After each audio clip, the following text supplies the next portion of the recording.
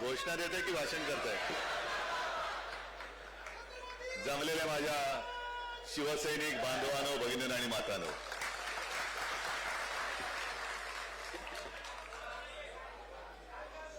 पुढे मला जे काय बोलायचं ते बोलणार आहे. पण सर्वप्रथम आपल्या इस्रोच्या वैज्ञानिकांचं, शास्त्रज्ञांचं मी पुन्हा एकदा अभिनंदन करतोय. कारण चांद्रयान 3च्या यशानंतर त्याचा अभ्यास आता सुरू झाला. आजच आपण इथे जमलेलो असताना सूर्याचा अभ्यास करण्यासाठी आदित्य L1नी आकाशात भरारी घेतलेली आहे. गेले 6 दशक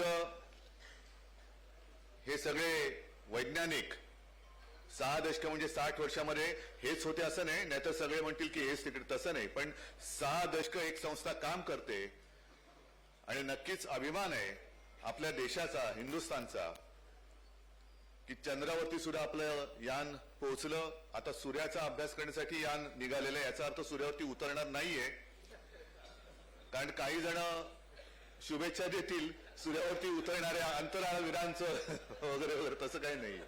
पण अभ्यासासाठी यान आपलं त्यांनी भरारी घेतले, त्याच्याबद्दल नक्कीच आपल्याला अभिमान आहे.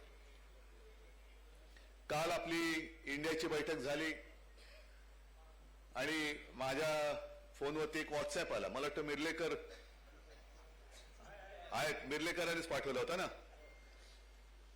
की पक्ष चोरला, चिन्ह चोरला, पण ठाकरेंनी मुंबईत इंडिया एकत्र करून दाखवला.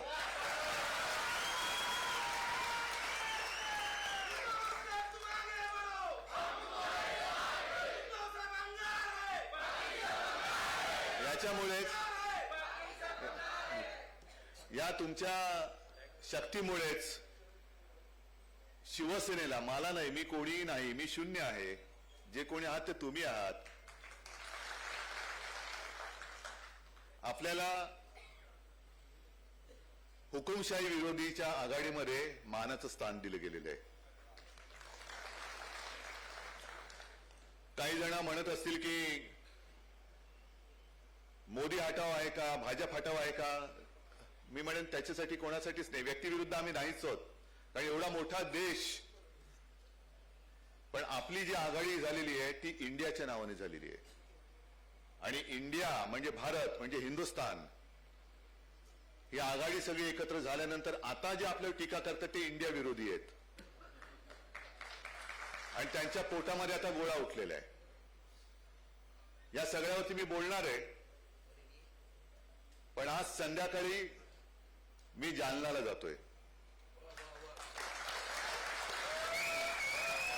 आता आपला कार्यक्रम आहे म्हणून, नाहीतर मी आज सकाळीच जालन्याला पोहोचलो असतो. काल जो काय शासकीय अत्याचार झाला, नुसता आता निषेध निषेध निषेध करून चालणार नाही. एकतर सुप्रीम कोर्टाने त्यांच्या निकालात सरकारबद्दल ताशेरे मारलेलेच आहेत. सरकार काय आहे, कसं आहे सांगितलेलं आहे. आणि सरकार म्हणजे नेमकं कोण पाहिलं तर एक फुल दोन आफ आहेत. पण कोणाकडे वेळ नाहीये की राज्यात आंदोलन चालू आहे, लोक माता भगिनी उपोषणाला बसलेले आहेत. काल आणि परवा ज्या वेळेला आपल्या इंडियाची बैठक सुरू होती तेव्हा तुम्ही मला सांगा, कारण मी बघतच नव्हतो, मी या फालतू टीकेकडे लक्षच देत नाही. पण किती त्यांचे प्रवक्ते, काही त्याच्यामध्ये मंत्री असतील, नेमकी काल आपली प्रेस चालू असताना एका उपनी प्रेस कॉन्फरन्स घेतली ना. म्हणजे तुम्हाला इंडियाच्या विरुद्ध बोलायला, चिरकायला वेळ आहे. इंडिया म्हणजे काय, कोण म्हणाले चिंध्या. अरे स्वतःच तुझं चिंध्या चिंध्या होऊ नये, सरकार बनले ते बघ ना, ते ठिगळं शिव. पण आपल्या विरुद्ध बोलायला त्यांना वेळ आहे. पण आंदोलन करते बसलेत तिकडे, तिकडे एकाही मंत्र्याला जावं असं वाटलं नाही. एक फुल दोन हाफ मधला कोणीही गेला नाही. आणि आता चौकशीचा फार्स करणार. आम्ही काहीच केलं नाही, जे झालं त्याचं सखोल चौकशी करू. म्हणजे किती खोल जाणार तुम्ही? हा, म्हणजे एवढे खोल जाणार की वरतीच येणार नाही तुम्ही. सखोल चौकशी सुरू आहे, कशाला हे खोताण करताय? बरं, स्वतः मी मुख्यमंत्री होतो. प्रत्येक मुख्यमंत्र्याला एक राज्यात काय चाललेलं आहे याची कल्पना रोज दिली जाते. गृहमंत्र्याला तर दिली जातेच. कोण आंदोलन करतंय, कोण मोर्चे काढतंय, कोणाचं काय म्हणणं आहे, काय आपल्या या एक फुल दोन हाफ ना माहिती नव्हतं हे आंदोलन चाललेलं आहे. मग माझा प्रश्न असा आहे की बारसू मध्ये सुद्धा जो एक लाठीमार केला, मी स्वतः गेलो होतो तिकडे बघायला. महिलांना म्हणजे मी बोलू शकणार नाही असं त्यांनी वर्णन केलं, कशा पद्धतीने त्यांना मारहाण झालेली, कशा पद्धतीने बारसूला मारहाण झाली, वारकऱ्यांवरती लाठी हल्ला झाला, आता हा कालचा लाठी हल्ला झाला, अजून चौकशा सुरू आहेत. मग ज्या पोलिसांनी करोना काळामध्ये आपल्या जीवाची बाजी लावून महाराष्ट्र वाचवलं, ते पोलीस एवढे राक्षस होऊ शकतात? सरकार बदलल्यावरती पोलिसाचा राक्षस होऊ शकतो? म्हणजे कोणतरी याच्या पाठी आदेश देणारा आहे, आदेश देणारा आहे ना, आहेच ना. या सगळ्या गोष्टी तर लपून नाही राहिलेल्या. तुमच्या आदेशाशिवाय पोलीस वागू कसे असू शकतात? आणि मला जी माहिती मिळाली, मी हिंगोलीच्या सभेत बोललो होतो, आता एक नवीन काहीतरी त्यांनी टुमड्या लावलंय, सरकार आपल्या दारी थापा मारते लाई भारी. तो कार्यक्रम तिकडे त्यांना घ्यायचा आहे, म्हणजे घ्यायचा होता, आता घेऊ शकतील की नाही कल्पना नाही मला. आणि म्हणून यांच्या मागे लागले होते की बस झालं, बस झालं, बस झालं, उठा उठा उठा. आणि ते आंदोलन करते सांगत होते की कोणीतरी आमच्याशी नीट बोलायला येऊ द्या, आम्हाला काहीतरी सांगू द्या. आणि अचानक बाचाबाची सुरू झाली आणि एवढा अत्याचार, लाठीमार तिकडे झालेला आहे की एका 70-75 वर्षाच्या वृद्धेला सुद्धा मारहाण झाली. घरात घुसून लोक पोलिसांनी मारलेले. एवढे पोलीस राक्षस होऊ शकतात? आणि हे आपले निर्विकारपणाने आम्ही सखोल चौकशी करू, दोषींना सोडणार नाही. अरे पहिले तुमच्यावरती दोषारोप झाले, ते झाले म्हणून तुम्ही त्या कळपात गेलात आणि सत्तेवरती बसलात, तुम्ही कोण दोषी म्हणून कोणाची चौकशी करणार? आणि जर खरोखर हा विषय सोडवायचा असेल, आरक्षणाचा विषय हा त्या त्या समाजासाठी फार महत्वाचा आहे. कारण आरक्षण म्हणजे काय? आम्हाला न्याय हक्क पाहिजे आमचा. किमान समान कार्यक्रम एक वेगळा भाग, पण समान नागरिक कायदा, सगळ्यांना समान ज्या सुविधा ते द्या ना. त्याला तर म्हणतो मी समान नागरिक कायदा. नाही तर नुसतं एखाद्या धर्माच्या विरुद्ध, आणखीन कोणाच्या विरुद्ध ही समानता नाहीये. सगळे माझे नागरिक ही कायद्यासमोर सगळे सारखे आहेत, सगळ्यांना सुद्धा मानाचं पान हे वाढलं गेलंच पाहिजे. याला म्हणतात समान नागरिक कायदा किंवा समान नागरिक पद्धती. आणि आता तर आणखीन कर झालेलं आहे. गणपती आपले 17 आठवले येत आहेत, 19. हे हिंदुत्ववादी सरकार, जगद्गुरु तिकडे बसलेत. पण नेमकं गणपतीच्या दिवसामध्ये तुम्ही अधिवेशन कसं लावता? नेमकं गणपतीच्या दिवसात दुसरे तुम्हाला मुहूर्त नाही सापडले काय? तुमचे ज्योतिषी आणले तरी कुठून मुहूर्त काढणारे? सगळे माझे इथे सुद्धा बसलेले सगळ्या महाराष्ट्रातून आलेले पदाधिकारी आहेत. पण मुंबई गणपती असो, आणखी आंगणेवाडी असो, ही जाते कोकणामध्ये जातात सगळी माझी माणसं. आणि महाराष्ट्रभर गणपतीचा उत्सव मोठ्या प्रमाणात सुरू असतो. अशा उत्सवाच्या काळामध्ये असं नेमकं तुमचं काय अडकलेलं आहे की तुम्ही खास अधिवेशन तिकडे घेताय? मग गेले 1-2 महिने जे झालं, तुम्ही मणिपूरवरती बोलायला तयार नव्हता. शेवटी अविश्वास ठराव आणून बोलायला लावलं तरी सुद्धा तुम्ही मणिपूरवरती 2-3च मिनिटं बोललात. बाकी सगळं भरपूर बोललात, भरपूर. पण मणिपूर नाही, बाकी भरपूर. मग त्यावेळेला हे तुम्हाला करता नसतं आलं. गणपती नंतर पण तुम्ही हिंदुत्ववादी ना, सणांच्या आडवे याल पण पितृपक्ष पाळणार. पितृपक्षात घ्या ना अधिवेशन, का नाही घेत? पण अधिवेशन तुम्ही घेतच आहात. मी त्याचं काल मी निषेध केला होता. आज सुद्धा हिंदू द्वेष्ट सरकार म्हणून मी निषेधच करतो. पण आता पुढचं बोलतो. चला, मी आज तुमच्या अधिवेशनाचं स्वागत करतो. पण या अधिवेशनामध्ये जसं तुम्ही सुप्रीम कोर्टाने दिल्ली सरकारच्या बाबतीत एक निर्णय दिला होता अधिकारांच्या बाबतीत, तो निर्णय तुमच्या मनाविरुद्ध लागला. तुम्ही तोच निर्णय लोकसभेत, संसदेत आणून 5वी बहुमताच्या आधारावरती तो फिरवून टाकलात आणि दिल्लीवरती कब्जा मिळवलात. मग मी आज तुम्हाला सांगतोय, म्हणजे भाजपवाल्यांना, पंतप्रधानांना सांगतोय की आमचे मराठा समाजाचे बांधव आहेत, धनगर आहेत, आणखीन कोणी ओबीसी असतील, सगळेच तुम्ही जे विषय ज्यांचे नुसतेच प्रलंबित आहेत, या खास अधिवेशनामध्ये वटहुकूम काढून या सगळ्यांना त्यांचा न्याय हक्क मिळवून द्या. द्या, मराठा समाजाला द्या, धनगरांना द्या, कोण आदिवासींचं राहिलं असेल, ओबीसींचं राहिलं असेल, सगळी तुमच्याकडे जंत्री आहे. तुमच्या सोयीप्रमाणे निर्णय बदलायचे. एखादा निर्णय तुमच्या मनाविरुद्ध लागला तर लगेच त्याच्या विरुद्ध संसदेमध्ये दुरुस्ती करून आपल्या बाजून ते फिरवायचं. मग हा घ्या ना निर्णय. का त्यांना तुम्ही त्रास देताय? बरं, त्रास देताय तो देताय, संवाद तर करतच नाही आहेत. म्हणजे तुम्ही विचार करा, एक तर महागाई एवढी वाढलेली आहे की पोटाला अन्न नाहीये, 2 घास मिळत नाहीयेत. अशा परिस्थितीमध्ये उपोषणाला बसलेल्या माता भगिनींवरती तुम्ही पाशवी लाठीमार करून एक तर भुकेलेले आहेत, त्यांच्या न्याय हक्कासाठी लढतात. ते कोणी व्यक्तिगत स्वतःसाठी कोणी लढत नाहीये, पण एकूण जनतेसाठी लढतायत. त्यांच्यावरती तुम्ही घरात घुसून मारतात. म्हणजे घरात घुसणार तुमचे पोलीस आणि सरकार तुमच्या दारी. पोलीस तुमच्या घरी, आम्ही तुमच्या दारी. हा कोणता प्रकार आहे? हा कोणता प्रकार आहे? आणि अशा पद्धतीला तुम्ही लोकशाही मानणार? ही जी काही एक हुकुमशाही ती चिरडून टाकण्यासाठी, होय मी बोलतोय चिरडून टाकण्यासाठी इंडिया म्हणून आम्ही एकत्र आलेलो आहोत.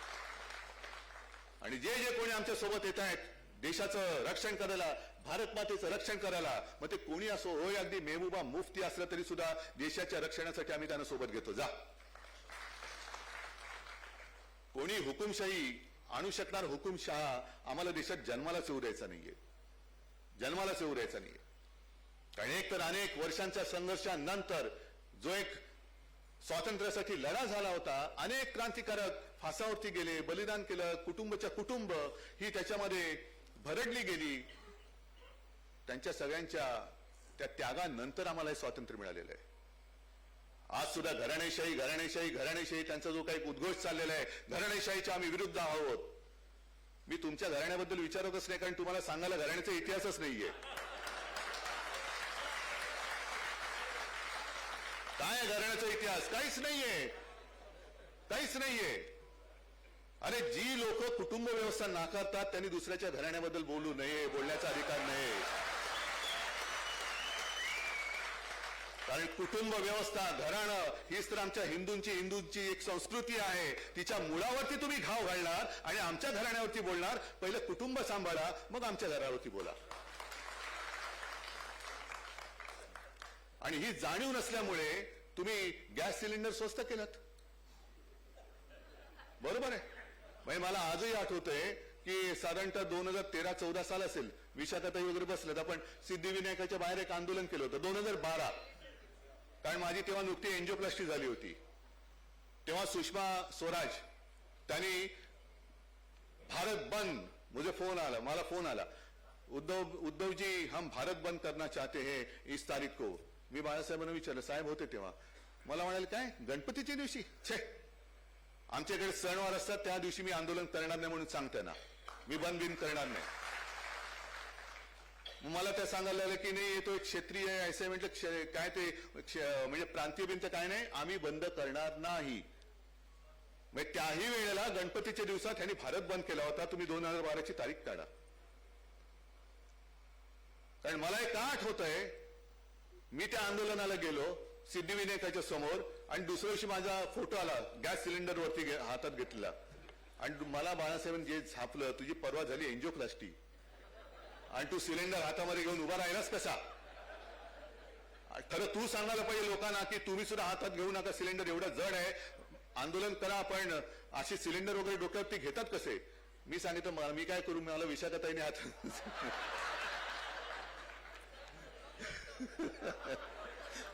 मग खूप चिडले. मग म्हटलं जरा थांबा, म्हटलं तो थर्मोकोलचा सिलेंडर होता. हा मग ठीक आहे, पण सांगण्याचा मुद्दा काय, माझं कौतुक करण्याचा भाग नाहीये.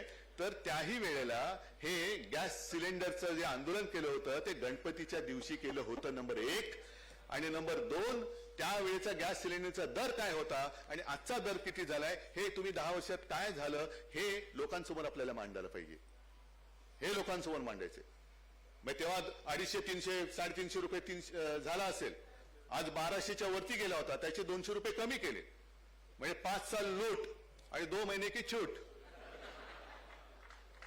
2 महिने छूट. जसं मागे एकदा केलं होतं ना, सुशील कुमार शिंदे होते, शेतकऱ्यांचं वीज बिल माफ आणि सत्ता आल्यानंतर दुपटीने वसूल. तर हे सगळे आता जुमले आहेत, हे जुमले आहेत. या जुमल्यांवरती यांचे इमले बांधले जात आहेत, ते आपल्याला खोडून काढायचे आहेत. आज तुम्हाला मी सगळ्यांना का बोलवलं की आता काल परवा जी बैठक झाली त्याच्यात एक दोन जणांनी एक चिंता व्यक्त केली की डिसेंबरमध्ये भारतीय जनता पक्षाने असं म्हणतात, मी काय माहिती घेतलेली नाही, देशातली सगळी विमानं, खासगी विमानं आणि हेलिकॉप्टर्स बुक करून टाकलेले डिसेंबरमध्ये. मग डिसेंबरमध्ये निवडणुका झाल्या तर काय? म्हटलं काय होऊ देत ना, होऊ देत. अगदी स्वातंत्र्य लढ्यामध्ये सुद्धा काय होती आपल्याकडे विमान आणि हेलिकॉप्टर, पण सामान्य माणूस हा रस्त्यावरती उतरला आणि त्याने इंग्रजांना हाकलून दिलं तर चले जाओ. आणीबाणीच्या नंतर सुद्धा तेव्हा किती उपलब्धता होती देव जाणे, पण सगळ्यांना साधनं उपलब्ध होती. 2014 साली सुद्धा जसं काँग्रेस असेल किंवा त्यांच्या सोबतची त्यावेळेचे जे पक्ष होते त्यांच्याकडे साधनं उपलब्ध होती, तशी भाजपाकडे पण होती. पण सगळ्यांकडे विमानं आणि हेलिकॉप्टर असताना सुद्धा काँग्रेस हारली होती ना, भाजपा जिंकला होता ना. मग विमानं असोत किंवा नसोत, शेवटी आपल्याला जमीन आहे, जमीन तापल्या तरच पाऊस पडतो. जमीन तापल्यानंतर संपूर्ण महाराष्ट्र तापलेला आहे. उन्हाळ्यानंतर पावसाळा येतो, पण ते त्याच्या आधी जमिनीची मशागत पण करावी लागते. नुसतं आपल्या तापले जमीन म्हणजे आता पाऊस येईल नाही करायची, दुष्काळ पडू शकतो. पण जमिनीची मशागत करण्याची ही वेळ आहे. आणि 2014 साली एक शब्द सगळीकडे प्रचलित झाला होता, चाय पे चर्चा. माहितीये ना, आता चाय पे चर्चा मी तर कधी बघितलं नाही, पण झाला होता असं म्हणतात. आता त्या गोष्टीला 9 वर्ष झाली, 10 वर्ष होत आली. आता आपल्या सगळ्यांचं काम आहे होऊन जाऊ दे चर्चा. आम्ही तेव्हा तुमच्यामध्ये बरोबर होतो, अगदी चहा नव्हता दिला तरी सुद्धा तुमच्या सोबत होतो. हो, आता एका कपाचे एक एक घोट चहा पिढे चाललेले आहे, तुला एवढा, तुला एवढा, तुला एवढा, एक एक कप एक, आणि सगळे पिणारे बरेच. सांगतो तुम्हाला, याच्यावरती पण येतो. हे नुसतं इकडे रंगशारदेमध्ये घोषणा देऊन नाही चालणार. हे लोकांच्या मनात जे रुजले ना, ते आता आणखीन त्याला धुमारे फोडावे लागतील. कर्नाटकामध्ये बजरंगबली की जय हा नारा देऊन सुद्धा काँग्रेस का जिंकली, भाजपा का हरला? कारण तिकडे लोक भ्रष्टाचार बघत होते आणि काँग्रेसने 40% कमिशनचं सरकार म्हणून जी एक बोंबाबोंब केली ती लोकांना भिडली. अरे हा, हे आमचं जे काही दुःख आहे, आम्हाला प्रत्येक पावलावरती कमिशन घेतलं जातंय, हे यांना कळलेलं आहे, म्हणून आम्ही यांना मत देतो. लोकांपर्यंत ते पोचलं होतं. आता मध्य प्रदेशमध्ये सुद्धा तेच होणार आहे. महाराष्ट्रामध्ये आपल्याला करावं लागेल. जी एक जनभावना झालेली आहे की सरकार लोकशाही मार्गाने नाही तर खोक्यातून जन्माला आलेलं आहे, खोक्यातून जन्माला आलेलं सरकार आहे. त्याच्यानंतर मी मुद्दामून काही बातम्या आणलेल्या आहेत. ग्रामीण भागामध्ये सुद्धा मला वाटतं अंबादास तुम्ही आणि लटकेताईंनी आधी योजना सांगितल्या असतील. एक एक योजनांचा तुम्ही पाढा वाचा. जसं चाय पे चर्चा होती तशी मला तुमच्या सगळ्यांकडनं जे ग्रामीण भागात आले ते आणि मुंबईकरांनी सुद्धा ते सुरू केलेलं आहे. बैठका म्हणजे मीटिंगवर नका लावू, पण शेतकऱ्याच्या बांधावरती जा, त्यांच्याशी चर्चा करा की अरे दादा, तुला शेतकऱ्यांसाठी या सगळ्या योजना आहेत, जनधन वगैरे वगैरे काहीतरी, सगळ्या किसान विमा वगैरे, तुला खरंच किती पैसे मिळाले रे? महिलांसाठी योजना असतील, उज्ज्वला योजना, त्यांना विचारा की खरंच तुमच्या घरामध्ये किती या योजनेद्वारे किती स्वस्तामध्ये सिलेंडर मिळाले, तुमच्या मुलाला नोकरी मिळाली का, शिक्षणाची व्यवस्था झाली का, हर घर जल से काय नल से जल आलं का, तुमच्या खात्यामध्ये त्या किसान पीएम किसान सन्मान योजना पैसे आले का, हप्ते आले, येतात का? कारण हे एवढ्यासाठी तुम्हाला सांगतोय, तुम्ही मला हो की नाही तेवढं सांगा. तुम्ही ग्रामीण भागात आलेला आहात ना, तुमच्या गावामध्ये आतापर्यंत, आता नाही तर परत लागतील, पेट्रोल पंपावरती, एसटी स्टँडवरती मोठी होर्डिंग लागतात ना, प्राईम मिनिस्टर आणि एका महिलेचा फोटो असतो. मग देशभरामध्ये इतक्या लाख महिलांना मिळाला या योजनेचा लाभ. मी बरोबर आहे, मी काय विचार करतो, मी आंध्रामध्ये राहतो, माझ्याकडे नसेल, पण कदाचित दादरला मिळाला असेल. दादरचे काय विचार करतात, माझ्याकडे नसेल पण बोरिवलीला मिळाला असेल. बोरिवलीला म्हणतात की असंच सगळं चालतं, कारण प्राईम मिनिस्टरचा फोटो आहे, सरकारी जाहिरात, ही खोटं नाही बोलणार. अजूनही लोकांचा सरकारवरचा विश्वास उडालाय, पण सरकारी जाहिरातीवरती विश्वास आहे, आणि हेच आपल्याला खोडायचे. मधल्या काळामध्ये एक ती सुद्धा काही शोध पत्रकारिता करणारी लोक आहेत, काही महिला चांगल्या आहेत, काही पुरुष चांगले काम करतायत. एक त्यांनी फोटो बघितला, प्रधानमंत्री आवास योजनेच्या माध्यमातून एका महिलेला मिळालं घर. ती महिला कुठली काय त्याचा शोध घेतला गेला आणि घरी गेल्यानंतर कळलं ती महिला एक जेमतेम एखाद्या खोलीमध्ये कशी तरी राहते आणि तिला विचारलं की हे घर तुला प्राईम मिनिस्टर आवास योजनेत मिळेल. तुला नाही पण हे माझं भाड्याचं घर आहे. मग तुझा फोटो आला? हो माझा फोटो आलाय बरोबर आहे, पण मी कुठे त्यावेळेला कामावर येताना माझा फोटो काढला आणि तो वापरलेला आहे. म्हणजे प्रधानमंत्री आवास योजना नाही, प्रधानमंत्री आभास योजना. प्रधानमंत्री आभास योजना आभास आहे पूर्ण. त्या पुण्यप्रसून वाजपेयींची सुद्धा तुम्हाला माहिती आहे काय घटना घडली ती. एका महिलेला विचारलं प्रधानमंत्रींनी, काय कसं काय ताई बरं आहे ना? हो तुमचं शेतीचं उत्पन्न काय करता तुम्ही? तिने काय आता मला लक्षात नाही, मी सांगतो काहीतरी बाग होती म्हणे फळबाग. मग उत्पन्न दुप्पट झालं का? हो. मग त्या पुण्यप्रसून वाजपेयीच्या लोकांनी पाठपुरावा केला. कोण आहे महिला? ते छत्तीसगड का कुठल्या तरी त्या निघाल्या. आपण काय विचार करतो ही सारी ग्रामीण भागातली महिला ही खोटं कशाला बोलेल आणि प्रधानमंत्र्यांशी खोटं बोलणार? शक्यच नाही. तरी हे घरी गेले. खरंच हे चांगलं झालं असेल तर चांगली गोष्ट आहे. घरी गेल्यानंतर तिला विचारलं की तुमची अमुक अमुक शेती आहे का? तिला नाही बाबा माझं काही शेती भीती नाही. पण मग तुम्हाला असं विचारलं तुम्ही हो बोललात तर हो. मग तेव्हा गावातल्या लोकांनी सांगितलं की काही दिवसांपूर्वी एक दिल्लीतनं टीम आली आणि आमच्या गावात फिरले सगळे. तुम्हाला मिलिंद वैद्य तुम्हाला पंतप्रधानांशी बोलायचं आहे? मिलिंद वैद्य बोलणार हो. मग बोलायचं असेल तर तुम्हाला ट्रेनिंग घ्यावं लागेल. मग ट्रेनिंग काय घ्यायचं की तुम्हाला हा प्रश्न विचारल्यानंतर हे उत्तर द्यायचं, हा प्रश्न विचारल्यानंतर हे उत्तर द्यायचं, याला हो म्हणायचं याला नाही म्हणायचं. मिलिंद वैद्य तयार बसला तिकडे आणि बोलला त्यांनी. पण हे सगळं जे काय थोतांड आहे ना हे आपल्याला कळत नाही. आपण म्हणतो ही गरीब बिचारी आदिवासी असेल सारी शेतकरी आहे ही खोटं का बोलेल? हा संपूर्ण आता प्रधानमंत्री आभास योजनांचा काळ आता सुरू होतोय. बरं आता आम्ही इकडे सगळे नेते बसलेत, समजून घ्या सगळे वेगवेगळ्या पक्षाचे आहेत आणि मी तुमच्या समोर उभा आहे आणि मी तुम्हाला सांगतो भाई और बहनों, अभी अभी चांद पे अपना यान गया है. गया कि नहीं गया है? अरे तुम्ही सत्याला सुद्धा हंसताय. मैं आपको वादा करता हूं जितने लोग यहां आए हुए हैं मैं 2030 तक चांद पर सबको घर दे दूंगा. बरोबर आहे. यापैकी एकाही नेत्याला विचारा तुम्हाला करता येणं शक्य आहे का? आदेश देणार? होम मिनिस्टर असलं तरी चंद्रावरती घर देणार का?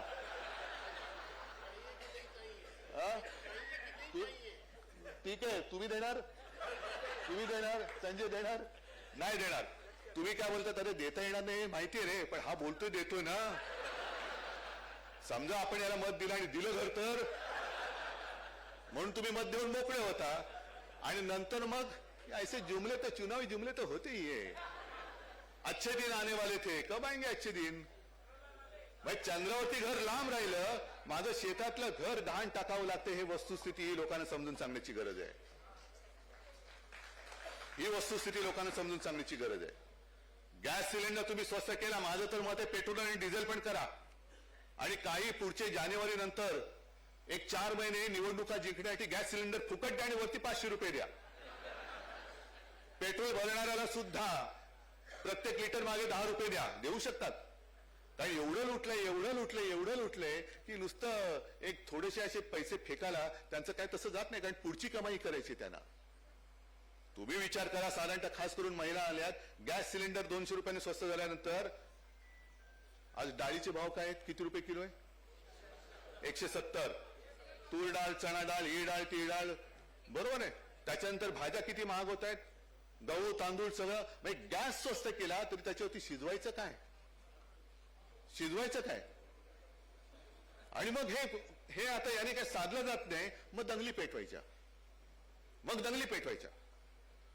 म्हणजे सत्यपाल मलिक आणि त्या महुआ मोहितरा त्यांनी जे काय सांगितलेलं आहे फार भयानक आहे. सत्यपाल मलिक तर एवढ्या टोकाला जाऊन बोलले आहेत की ते म्हणतात राम मंदिरावरती सुद्धा हल्ला करायला मागे पुढे पाहणार नाहीत. एवढ्या खाली तुम्ही आलात आणि वरती हिंदुत्वाचा टेंबामीर होता. तुम्हाला तुमच्या कर्तृत्वाने निवडणुका जिंकता पण येत नाहीयेत. सगळे भाडोत्री लागतात. म्हणजे भाड्याने जमवलेली पार्टी म्हणजे भाजपा की काय? हा सगळे भाड्याने जमवलेत. भाड्याने आमच्या इकडे कार्यकर्ते भाड्याने मिळतील. आमच्याकडे खूप आहेत. जे भाडकाऊ आहेत त्यांना तुम्ही घेतलंय. आणखीन कोणाला भाडकाऊ असेल तुम्ही घ्या.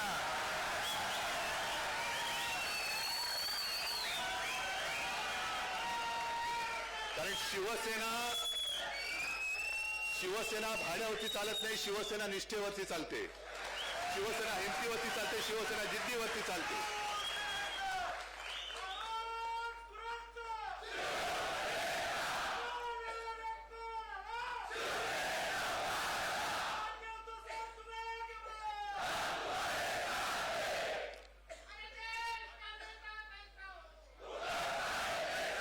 नाही, थांबा आहे इकडे तुम्ही बरं आहे, इकडे आहे तुम्ही बरं आहे. मला नेता वगैरे देशाचं व्हायचं नाही, पण देशाच्या नागरिकांना मात्र नक्की जागा करायचं आहे. कारण आता देश का नेता तुम्ही म्हटलात म्हणून मला प्रश्न विचारला गेला होता परवाच्या पत्रकार परिषदेत, आणि मी सांगितलं आमच्याकडे खूप छान आहे, तुम्ही सांगा. महिला पाहिजे तर महिला आहेत, शिक्षणाप्रमाणे आहेत, वयोमानाप्रमाणे आहेत, तुम्ही सांगा कोणता नेता तुम्हाला पाहिजे. पण त्यांच्याकडे चॉईस नाही, त्यांच्याकडे एकच नेता आहे, आणि त्यांना सुद्धा आता तो कमी पडायला लागलाय. म्हणून बाजूला आपल्या साहेबांचा हिंदू हृदय सम्राट, जे एकमेव हिंदू हृदय सम्राट, त्यांचा फोटो लावावा लागतोय. बजरंगबली की जय करावं लागतंय. तिकडे आणखीन सुभाषबाबूंचा हे घ्यायला लागतोय. आता मला कोणीतरी सांगितलं की कदाचित 23 जानेवारीला राम मंदिराचं उद्घाटन करतायत. म्हणजे सुभाषबाबू आणि आपला हिंदू हृदय सम्राट, देखो भाई और बहनो, हिंदू हृदय सम्राट त्यांच्या मी जन्मदिवशी मी करतोय. अहो पण तुमचं कर्तृत्व काय, ते त्यांच्या कर्तृत्वाने हिंदू हृदय सम्राट झाले, तुमच्या नाही. तुमच्या कर्तृत्वामुळे किंवा तुमच्या आशीर्वादाने ते नव्हते, त्यांच्या आशीर्वादामुळे तुम्ही आहात. त्यांच्या आशीर्वादाने म्हणून ते हिंदू हृदय सम्राट आहेत. पण हे असं सगळ्यांचे जे आदर्श आहेत, कारण मी मोकळेपणाने सांगतो, जे खरं आहे ते खरं आहे. स्वातंत्र्य लढ्यामध्ये चले जाओ यांनी सांगितलं, चले जाओ मध्ये भाजप तर नव्हताच, त्यांची जी मातृसंस्था आहे ती तरी होती का? उलट असं मला संजय राऊत यांनीच लिहिलं होतं की त्यावेळेला यांचे जे जनसंघाचे जनक होते श्यामाप्रसाद मुखर्जी, त्यांनी असं म्हणतात की बंगालच्या फाळणीला पाठिंबा दिला होता आणि क्विट इंडिया मुवमेंट ही कशी चिरडून टाकायला पाहिजे ह्याच्यासाठी पत्र लिहिलं होतं इंग्रजांना, आणि तुम्ही आम्हाला क्विट इंडिया सांगताय. हे दस्तऐवज आहे. म्हणजे कोणाचा इतिहास घराणेशाही काढायचे ना, तर ही पण घराणेशाही काढा, विचारांची घराणेशाही काढा. काय तुमचे विचार होते, कोणत्या विचारातून तुमचा पक्ष जन्माला आलेला आहे, ती विचाराची घराणेशाही महत्वाची आहे. नुसती रक्ताची तर आहेच. मला अभिमानच आहे, मला अभिमान आहे. मी महा आणि साहेबांच्या पोटी जन्माला आलोय, कित्येक जन्माचं भाग्य मी अनेकदा सांगतोय. पण ज्या वेळेला तुम्हाला माझे वडील चोरावे लागतात तेव्हा तुमची मला कीव येते की अरे काय हे वैचारिक दारिद्र्य, ना धड विचार देऊ शकत तुम्ही, ना काही तुम्ही करामत करून दाखवू शकत, काहीच नाहीये. सगळं दुसऱ्याचं चोरायचं आणि त्यांना मोठं करून मग आमच्यावरती टीका करायची. काल पण त्यांनी काही ती पोस्टर लावली होती की बाळासाहेबांनी ज्यांना विरोध केला, हो बाळासाहेबांनी विरोध केला, जरूर केला, पण बाळासाहेबांनी शिवसेनेची स्थापना कमळाबाईची पालखी व्हायला काढली नव्हती.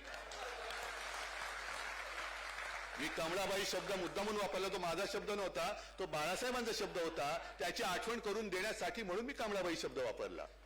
असं कोणाला तुम्हाला सांगितलं असेल तर सांगा की उद्धव तुम्ही चुकतात, आम्हाला बाळासाहेबांनी सांगितलं होतं, तर वाटेल तेव्हा उद्धव तुम्हाला संपवलं तरी चालेल, पण आजीवन भाजपाची पालखी व्हा. अरे आम्ही तर तुमच्या सोबत होतो. आज सुद्धा मी पुन्हा सांगतो, मी भाजपा सोडलं म्हणजे हिंदुत्व सोडलेलं नाही. कारण हिंदुत्वाचा जे काय एक हक्क आहे तो भाजपाकडे नाहीये, तो तमाम हिंदूंकडे आहे. आणि ते हिंदुत्व काय आहे ते आम्ही दाखवतो. जरा कुठे काय खुट्ट झालं, मी काही मुद्दे पुन्हा का सांगतोय, कारण ते सांगितले गेले पाहिजेत. आम्ही जरा काही केलं, काँग्रेस बरोबर गेलो, यांनी हिंदुत्व सोडलं. मी असं गेल्या वेळेच्या बैठकीनंतर शिवाजी मंदिरमध्ये बैठक घेतली होती तेव्हा मेहबूबा मुफ्तींबरोबरचे त्यांचे फोटो सुद्धा मी दाखवले होते. पण आम्ही हिंदुत्व सोडलं. मग कालचं रक्षाबंधन तरी बरं झालं, एवढी तरी लाज बाळगली, त्यांनी फोटो येऊन हे दिले. मुसलमानांकडनं राखी बांधून घ्या, मुस्लिम महिलांकडनं. आणि म्हणून मी म्हटलं होतं ना की पहिली सुरुवात बिल्किस बानू पासून करा. बरं, आता तर राखी बंधन होऊन गेलेलं आहे. मग काल जालनामध्ये ज्या माझ्या माता भगिनी होती, तुम्ही त्यांच्या डोक्यामध्ये लाठ्या मारल्या ना, जा हिंमत असेल तर त्यांच्याकडनं राखी बांधून घ्या. घरात घुसून बारसूमध्ये सुद्धा तुम्ही महिलांवरती लाठीमार केलेला आहे, वारकऱ्यांवरती मारलेला आहे, सगळीकडे लाठीमार करताय, लाठीचार्ज करताय. हे सरकार आपल्या दारात उभं करू नका. या सरकारला हाकलून द्या पहिले. आम्ही सुद्धा सरकार चालवलेलं आहे. होय, मी आता गर्वाने सांगतो, अभिमानाने सांगतो, मला तेव्हा काही अनुभव नव्हता, पण 2.5 वर्षाच्या त्या कालखंडामध्ये एक सुद्धा दंगल आपण होऊ दिली नव्हती. कोरोनाचा संकटाचा काळ होता, संपूर्ण जग हादरून गेलं होतं. त्या काळामध्ये आपण काम केलेलं आहे. प्रशासनाचा अनुभव मी पण घेतलेला आहे. आणि म्हणून मी सांगतो की त्यावेळेला जीवावरती उदार होऊन काही पोलीस त्याच्यात मृत्युमुखी पडले. मग पोलीस असतील, महसूल यंत्रणा असेल, इतर सगळ्या गोष्टी असतील, तुम्ही शिवसैनिक तर होतातच. जीवाची बाजी करून ते जे जीव वाचवण्यासाठी लढत होते, ते असं जीव घेणा हल्ला करू शकणार नाही कोणाच्या तरी आदेशाशिवाय. का नाही तुम्ही जाऊन त्यांच्याशी बोललात? सरकार आपल्या दारी म्हणजे करताय काय तुम्ही? जे आंदोलनाला बसले त्यांच्याशी बोलायला तुम्हाला वेळ नसेल तर काय चाटायचं तुमचं सरकार? काय चाटायचंय? आणि म्हणून मी आज जे काय त्यांच्याकडे जातो आहे ते त्यांची विचारपूस करायला जातोय, मुद्दामून जातोय मी. कारण शांततेने सगळं चाललं होतं. आजपर्यंत मराठा समाजाने अनेक आंदोलनं केली, मूक मोर्चे काढले, सगळं काही केलं, पण कुठेही त्यांनी तोल ढळू दिला नाही, अजिबात नाही. आणि मी स्वतः त्याला साक्ष आहे. मी मुख्यमंत्री असताना सुद्धा मी अनेक त्यांच्या संघटनांशी वारंवार बोललेलो आहे, भेटलेलो आहे, त्यांच्या सूचना ऐकलेल्या आहेत, त्याच्याप्रमाणे आपण काम केलेलं आहे. हा लढा त्यावेळेला यांनीच सांगितलं होतं ना या उपनी, की मी जे केलेलं ते 100% झाल्याशिवाय राहत नाही. मग करायचं होतं ते 1.5 वर्षात केलं का नाही, 1 वर्षात केलं का नाही, काय तुम्ही पावलं टाकली होती या विषयाच्या दृष्टीने, ते सुद्धा लोकांना जाऊन सांगा. पण काम करणाऱ्यांना बदनाम करून टाकायचं म्हणून मी आणल्यात 1-2 बातम्या. आता हे 2 हे आहेत. हे मुंबई उद्ध्वस्त कोण करते, हा गेल्या मला वाटतं 1-2-4 दिवसापूर्वी लोकसत्तेत आलेला लेख आहे, संजय जाधव यांनी दिलेला आहे. आणि त्याच्यात त्यांनी चांगली बाजू मांडली की मुंबई महापालिका एक अतिशय सगळं भीषण संकटात असताना कोणाकडनं काही सूचना जगातनं मिळणं शक्यच नव्हतं. त्यावेळेला जीवावरती उदार होऊन तिने मुंबई वाचवली. धारावीचं संकट, धारावीमध्ये संकट आलं होतं तेव्हा तिथले सगळे दिल्लीचे जे अधिकारी येत होते मला भेटत होते. घाम फुटलेला असायचा. उद्धवजी कुछ तो करो नहीं तो धारावी गई. म्हटलं गई मतलब क्या करू? नाही कुछ भी करो, बस ही त्यांची सूचना, मोलाची सूचना, कुछ भी करो. म्हटलं आपने देखा है, हाँ गया हूं मैं इसलिए तो बोल रहा हूं. मग त्या काळामध्ये धारावीची सुद्धा लोक इकडे आले असतील. एकेका झोपडीत सगळीकडे तशीच असते. आपण सगळ्यांना सांगत होतो घरी राहा, घराबाहेर पडू नका, पण ते एका घरामध्ये 8-10 लोक राहतात. एका घरात राहून सुद्धा कोरोना होत होता. जी काय सार्वजनिक शौचालय होती ती दिवसात 3 वेळा 5 वेळा आवश्यकतेनुसार सतत त्याचं सॅनिटायझेशन चाललं होतं. लोक सगळी ही यंत्रणा लागली होती कामाला. आणि त्याच्यामध्ये काहीतरी खळून काढून तुम्ही आता त्यांना गुन्हेगार ठरवताय. उगाच काहीतरी काढायचं. ह्या मला त्यांना तोच प्रश्न विचारायचा आहे. तुमचे तिकडे विश्वगुरू बसले होते. मला सांगा महाराष्ट्राखेरीज दुसऱ्या राज्यांनी तुमच्या भाजपच्या शासनाच्या ह्याच्यात फील्ड हॉस्पिटल दुसऱ्या कोणी उभारून दाखवलं तर मला दाखवा. साधारणतः कोरोना येण्याच्या आधी मी विधानसभेत बोललेलो आहे. 7 ते 8 हजार एकूण रुग्णशय्या आपल्या राज्यामध्ये होत्या. त्या पहिल्या लाटेत आपण 3.5 लाखाच्या वरती नेल्या होत्या. नेल्या कोणी एवढ्या? रेमडेसिवीर तर नेत होते. कसे गेले होते? अर्ध्या रात्री त्यांचं कोण पट्ट्या पकडल्यानंतर सगळे धावत गेले होते बुडाला आग लागल्यासारखे आणि पोलिसांची उज्जत घालत बसले होते. हेच होते उप आणि तेव्हाचे विरोधी पक्ष नेते. थांबा एक मिनिट थांबा जरा, मला थोडं बोलू द्या तर पुढचं माझं भाषण राहील. आपल्या कोरोनाच्या टेस्टच्या सुद्धा जे काही यंत्रणा होती, एक आपल्या कस्तुरबामध्ये, दुसरी पुणे आणि तिसरी नागपूर, त्या तिनाच्या सुद्धा आपण 600च्या वरती चाचणी केंद्र उघडली होती. चाचणी केंद्र काढा. लस किती दिली होती, सगळं किती दिली. आता ते तुम्ही जर असं म्हणणं असेल की मोदीजींनी लस शोधली नसती तर, मोदीजींनी लस जर का शोधली असेल तर ते तुम्हाला चंद्रावरती काय सूर्यावरती पण घर देऊ शकतात. पण ही सगळी थापेबाजी करायची आणि पुन्हा आपली टिमकी वाजवायची. कोरोनामध्ये जेव्हा माझे सगळे लोक, माझी संपूर्ण यंत्रणा, महाराष्ट्राची यंत्रणा ही जीवावरती उदारून काम करत होती, तेव्हा तुम्ही तिकडनं थाळ्या वाजवा, गो करोना गो, दिवे लावा, कोलांटे उड्या मारा, बेडूक उड्या मारा, हा झिम्मा खेळा, फुगडी खेळा, हे असे यांचे चाले होते.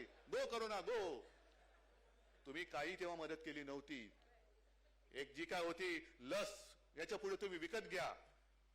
मी तेव्हा मंत्रिमंडळाच्या बैठकीत सांगितलं होतं की आपल्याला किती लस लागणार आहे त्याच्यासाठी चेक तयार ठेवा, एका रकमी चेक देऊन आपण सगळी लस खरेदी करायची. पण कळवल्यानंतर म्हणाले नाही नाही तसं नाही, ते आपण तुम्हाला कोटा मिळणार, कोटा. मग द्या म्हटलं, मग कशाला जाहीर करताय, विकत घ्या म्हणून. आम्ही यायला तयार होत, मला एका दिवशी सगळं तुम्ही द्या, आम्ही यंत्रणा लावतो. कारण आपण त्यावेळेला सुद्धा ही काही अभिमानाची गोष्ट नाही पण समाधानाची होती की देशामध्ये एक दिवस असा पण होता की सर्वात जास्त लसीकरण करणारं राज्य महाराष्ट्र हे पहिलं होत होतं. ही सगळी आपण कामं करतो, पण आता ती यंत्रणा त्याच्यामध्ये कुठेतरी भ्रष्टाचार करायचा झालाय ह्याच्यामध्ये. पण मग तुमचा भ्रष्टाचार कोणी काढायचा? आता जो काही सीएजीचा रिपोर्ट आलेला आहे, रस्त्यामध्ये कित्येक पटीने खर्च वाढलेले, कित्येक पटीने. म्हणजे एवढा खर्च करून सुद्धा खड्डे तर पडणारच आहेत. पण खड्डे नुसते रस्त्यावरती नाही, करदात्यांच्या खिशाला सुद्धा पडणार आहेत. मुंबई गोव्याचा जो रस्ता आहे, मला कळलंच नाही 200 वर्ष त्याला कधी झाली. हो 200 वर्ष झाली, कारण बरोबर ना, नितीन गडकरी बोलले होते की या रस्त्याला 200 वर्ष खड्डा पडणार नाही. म्हणजे आपण सगळे आता 200 वर्ष वयोमानाचे झालेलो आहोत. रस्ता 200 वर्षाचा कधी झाला ते सुद्धा आम्हाला कळलं नाही. मध्ये एकाने कोणीतरी फोटो टाकला होता की चंद्रावती कशाला जात आहेत, खड्डेच दाखवायचे तर हे दाखवा. पण इथले खड्डे सोडून द्यायचे आणि चंद्रावरचे धुंडाळायचे, ते वेगळं काम आहे. ते कौतुकाचा अभिमानच आहे, त्याची मी तशी तुलना नाही करू इच्छित, त्यांचा मी अपमान नाही करू इच्छित. पण ते वैज्ञानिक करत असताना तुम्ही रस्त्यावरची कामं तर करणार आहात की नाही? आता गौरी गणपती आले, रस्ते अजून तसेच खंडाळलेले आहेत आणि तिकडे तुम्ही जाऊ नये म्हणून वरती तिकडे अधिवेशन लावतोय की काय? तर हा द्वारकेचा रस्ता, म्हणजे द्वारकेसाठी आपण रस्ता करतोय, पण त्याच्यामध्ये कित्येक पटीने वाढ केलेली आहे. कोणाच्या खिशाचा पैसा जातोय? मगाशी मी जे काही घराणेशाही बद्दल बोलत होतो, घराणेशाही आम्ही त्याला चले जाव सांगतोय, आम्ही तुमचा मित्र परिवार वादाला चले जाव सांगतोय. म्हणजे निवडणुका आता सुरुवात होईल. मला कित्येक वर्षांनी कळणारे एनडीए नावाचा एक काहीतरी प्रकार आहे. का? कारण इंडिया एकत्र झाल्यानंतर एनडीए, पण एनडीएला आता काय आकार उकार नाही राहिलेला. आपल्याला सगळ्यांना माहिती आहे, शाळेमध्ये शिकलोय, आंबीबा नावाचा एक पेशीय प्राणी असतो, माहितीये ना? त्याला पण एकच पेशी असते, पण त्याला आकार उकार काही नसतो. तो अमिबा काढणं फार सोपं असतं. अमिबा म्हणजे त्याला पोटात गेले की आमांश होतो. हा अमिबा परत कोणी घेणार असेल तर घ्या बाबा. हा अमिबा आहे, कारण त्याला आकार उकार काय नाही, विचार काय नाही ना, शेंगदाणा बुडखा, ह्याचं तोड त्याचं तोड त्याचं तोड त्याचं तोड. अरे सगळे आम्ही तुमच्या सोबत होतो, कशाला कर्मदरिद्रीपणा केला आणि शिवसेनेला हात घातलात? आम्ही होतो ना सोबत, 2014ला होतो, 2019ला होतो. जर मला जे काय तुम्ही वचन दिलं होतं ते मी माझ्या आई वडिलांची शपथ घेऊन शिवतीर्थावरती बोललेलो आहे. कारण मी आई वडिलांच्या पेक्षा दुसरा देव प्रत्यक्ष तरी पाहिलेला नाही, प्रत्यक्ष तरी पाहिलेलं नाही. पण ते खोटं तुम्ही ठरवलं. ते जर का तुम्ही माझ्याबरोबरचं वचन हे पाळलं असतं तर 2.5 वर्षात तुमचा किंवा 2.5 वर्षात शिवसेनेचा मुख्यमंत्री होऊन गेला असता आणि आता फुलचे हात झालेले कदाचित फुल म्हणून बसले असते. मग हे का तुम्ही तोडताय? बरं, चौकशीचा फार्स जो तुम्ही केलात, मोदी बोलले होते की नॅशनल करप्ट पार्टी. काल शरद पवार म्हणाले ते सिंचन घोटाळ्याची चौकशीच करा. पण आता ती चौकशी, त्या सगळ्या आरोपांची चौकशी सुरू केल्यानंतर आज का काल बातमी आलेली आहे की अजितदादांचं वगैरे नावच त्या ह्याच्यातनं काढलं. म्हणजे मग तुम्ही लॉन्ड्री का नाही काढत? लॉन्ड्री सरळ उघड लॉन्ड्री काढा. पण इकडे माझ्या शिवसैनिकाला छळायचं. अगदी किशोरीताई असेल, अनिल परब असेल, संजय राऊत असेल, आणखीन कोण कोण असेल, यांना छळायचं आणि आला नाहीस तर तू आत जाशील. अरे ठीक आहे, तुमचे पण दिवस येणार आहेत आतमध्ये जायचे.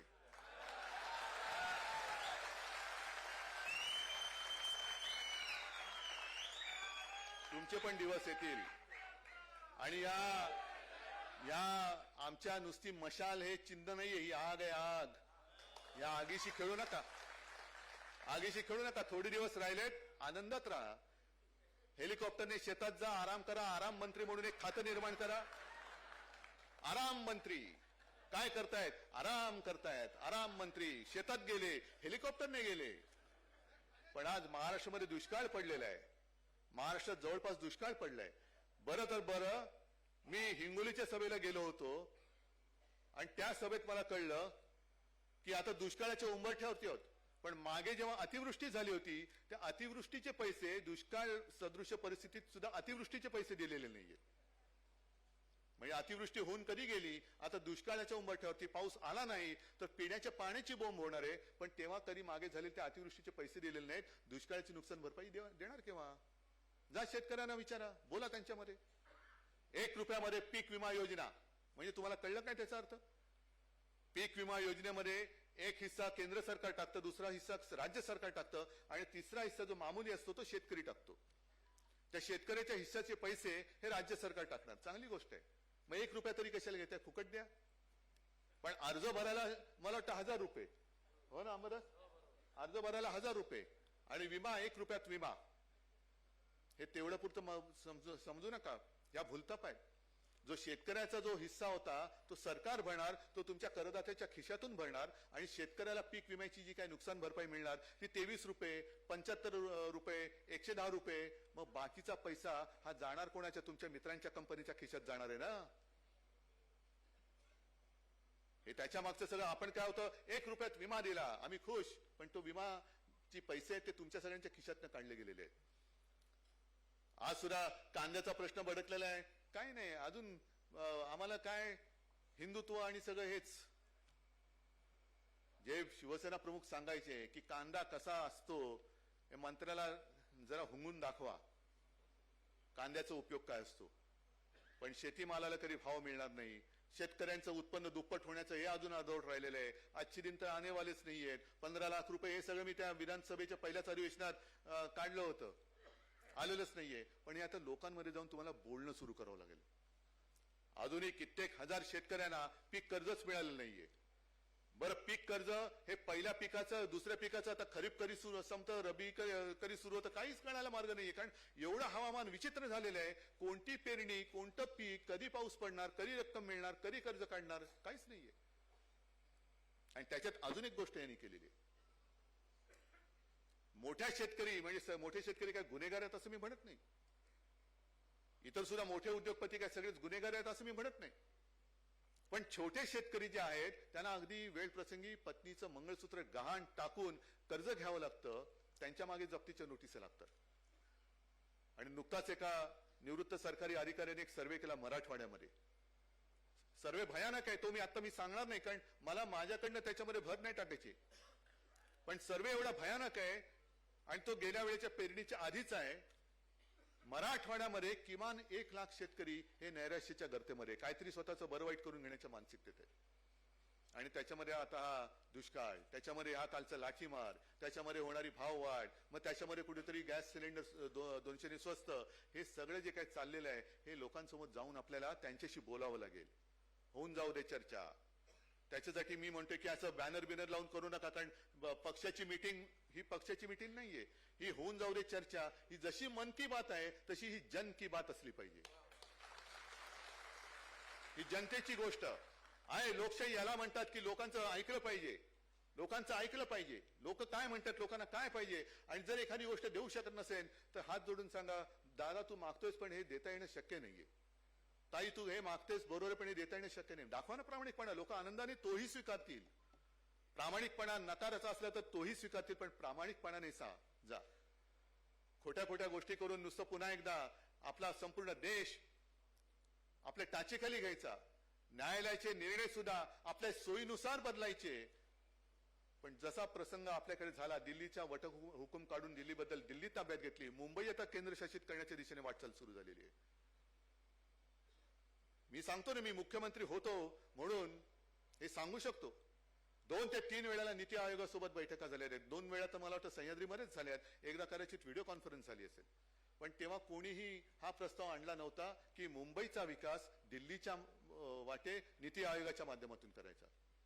उलट नीती आयोगाचे अधिकारी चांगले होते. मला सांगत होते की उद्धवजी आप बोलो, स्टेट के लिए तुमच्या राज्यामध्ये एवढं काही आहे, करता येणं शक्य आहे, तुम्ही आमचा उपयोग करून घ्या.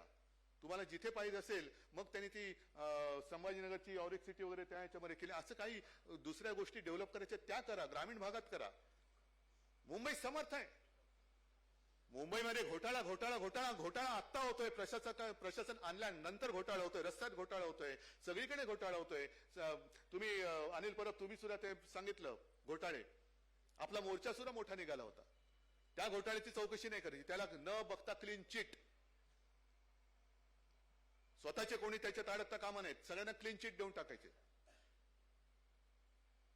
पण मुंबई आपल्या ताब्यात कशी येईल? मुंबई तर कोणी, हे सगळ्यांनी काल सांगितलं, हे जे मिंदे आहेत ना, सत्तेचे गुलाम, त्यांना मुंबईबद्दल प्रेम नाही.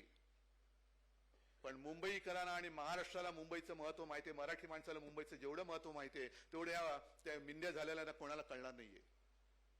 मुंबई आपल्याला अशीच मिळालेली नाहीये, रक्त सांडून बलिदान देऊन ही मुंबई आपण मिळवलेली आहे, मराठी माणसाने मिळवलेली आहे. आणि त्या दोघांच्या, सगळ्यांचं नाही मी म्हणत, पण ते वरती जे बसले त्यांना ती एक पोटदुखी आहे की मुंबई ही स्वायत्त कशी, मुंबईची जी काय ठेव आहे ती 90,000 कोटीपर्यंत पोहोचली कशी? मग ती तिजोरी रिकामी करा, मुंबईला भिकेला लावा, आपल्या दारात उभी करा, मग आम्ही तिच्या डोक्यावर बसतो. मुंबई तोडू शकत नाही, पण मुंबई खतम करणार. आता सुद्धा जी काय उधळपट्टी चाललेली आहे, गणपती उत्सव केव्हा आहे, नवरात्री केव्हा आहे, आणि मुंबईतली रोषणाई कशासाठी आहे हेच कळत नाहीये. काय रोषणाई करून नुसतं बरबटून टाकले, त्याला नीटनेटकेपणा आणा. नुसतं विकास विकास विकास म्हणजे दिव्याची रोषणाई नाहीये. विकास म्हणजे नीट पाणी मिळते की नाहीये. पूर्णपणे मुंबईची प्रशासन यंत्रणा आता त्यांनी एकतर गलथान करून टाकलेली आहे. मला तर असं कळते की आता निर्णय घ्यायला अधिकारी धजावत नाहीये, कचरा उचलला नीट जात नाहीये. मग एका बाजूला कचरा साठलाय पण पाठीकडची भिंत रंगवलेली आहे. काय डोंबल्याचा विकास? सुंदर रंगवलेल्या भिंतीच्या पुढे कचरा पडलेला आहे, हा आमचा विकास. पण मुंबई ही त्यांच्या आता हातामध्ये घ्यायला लागलेत. एक तर आपण ते घेऊ देणार नाही. कोणी किती प्रयत्न करा, कोणी हुकुमशाही येऊ दे, आम्ही देऊच देणार नाहीये. आणि एक नक्की सांगतो,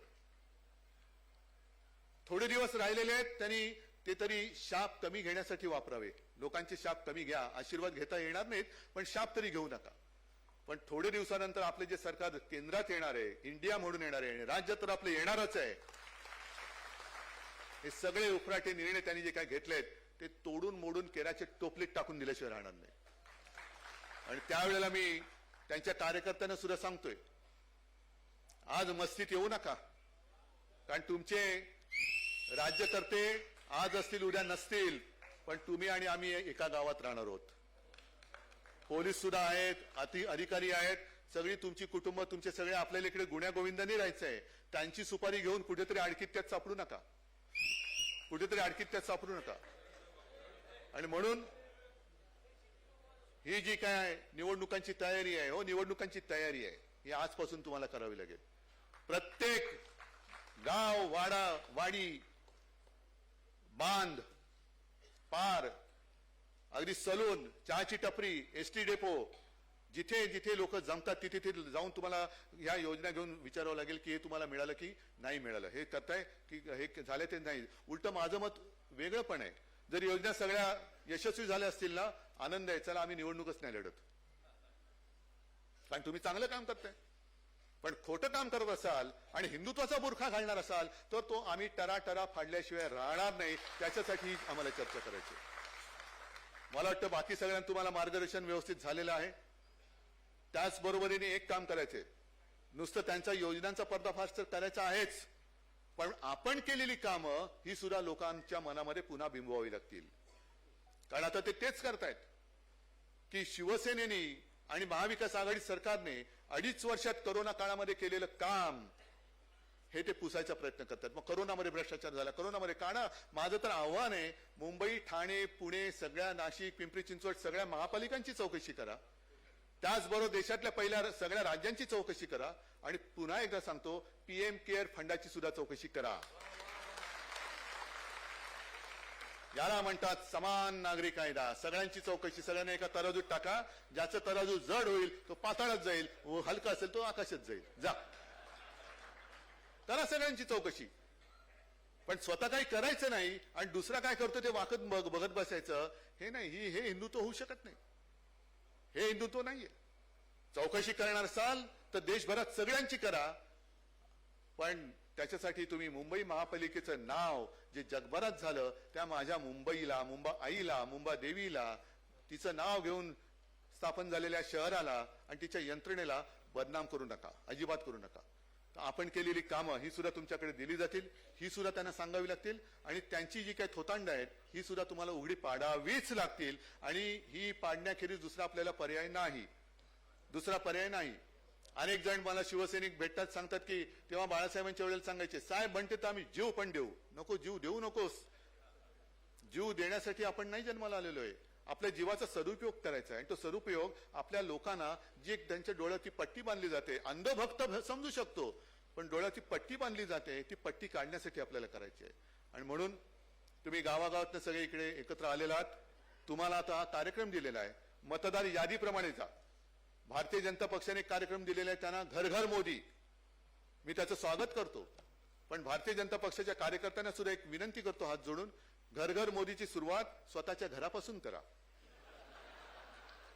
स्वतःच्या आईला विचारा, स्वतःच्या आईला विचारा की आई, आपल्या घरामध्ये उज्ज्वला योजनेमुळे किती सिलेंडर मिळाली? आज डाळीचा भाव काय आहे ग? मग बाबांना विचारा, बाबा तुम्हाला पगारवाढ झाली का हो? भाऊ असेल, बहीण असेल, तुमची मुलं असतील, शिक्षणाची सोय झाली का हो? घरामध्ये नळातनं पाणी येतं का नुसताच आवाज येतो? भाई और बहनो, नाही सांगतात नाही, एवढं विज्ञानाने झेप घेतले की नळ उघडल्यानंतर सुद्धा भाई और बहिनो आवाज येऊ शकतो. तर ही मी भाजप, पण भाजपच्या कार्यकर्त्यांचं काय झालेलं आहे नेमकं, त्यांच्या आता सतरंजा झालेल्या आहेत, पायघड्या. मला त्यांच्याबद्दल पूर्ण आदर आहे. मी चेष्टा करत नाही, मी टिंगल खरंच करत नाही आणि टोमणा तर अजिबात मारत नाही. मी खरं आज चिडून बोलणार होतो, पुन्हा एकदा कलंक. कालच्या माझ्या माता भगिनींवरती जो अत्याचार झालेला आहे, आणि म्हणून जो गृहमंत्री आहे तो गृहमंत्री कलंक नाही तर दुसरं काय, हे मी आज बोलणार होतो, पण आता बोलत नाही.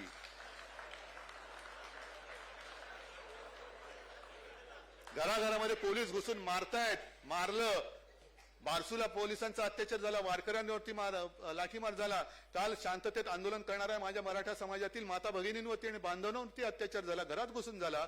हा गृहमंत्री कलंक आहे असं मी आता म्हणणार नाही, पण तो कसा आहे हे लोकांना सांगण्याचं काम तुम्ही करायचंय. करायला तयार आहात? कारण तुम्ही घोषणा जोरात दिली, घोषणेचा आवाज देशभर गेला, म्हणून तर काल आपल्याला यजमान पद मिळालेलं, म्हणून तर यजमान पद मिळालेलं.